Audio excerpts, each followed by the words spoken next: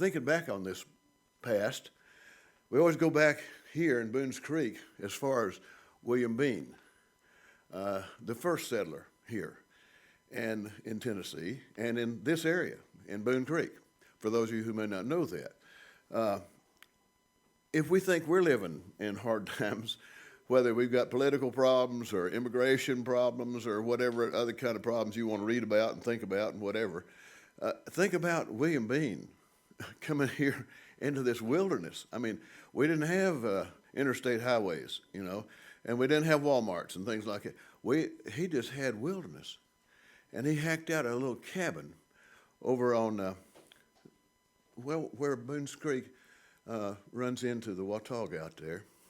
And as I was thinking about him dealing with the problems of a new year maybe in the winter, the winters used to be worse back then, I mean harder to get through.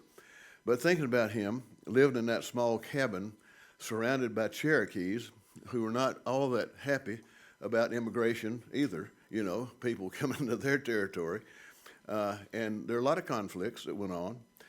I found an interesting sketch about William Bean fighting the Cherokee Indians.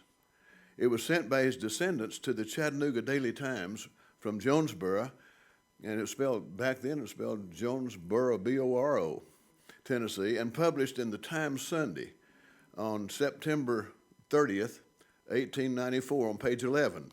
And it reads as follows, and I'll read it to you, this article that the people here sent on into the Times.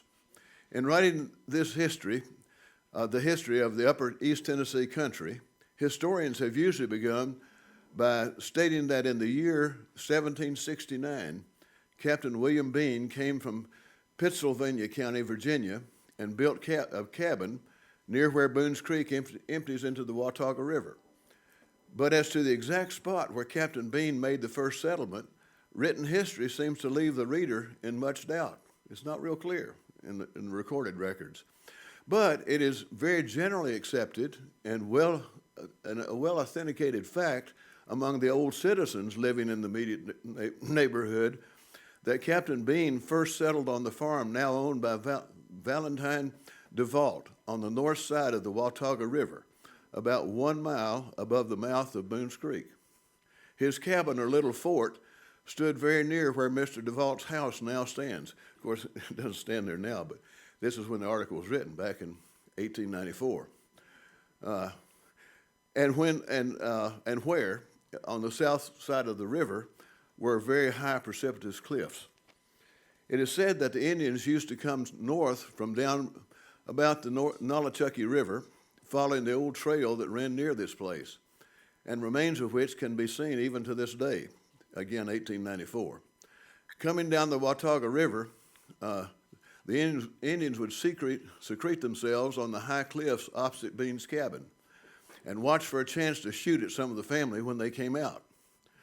One day, as one of the girls was going to the spring for water, an Indian, lying high up on the opposite cliff, picked her off with his long rifle.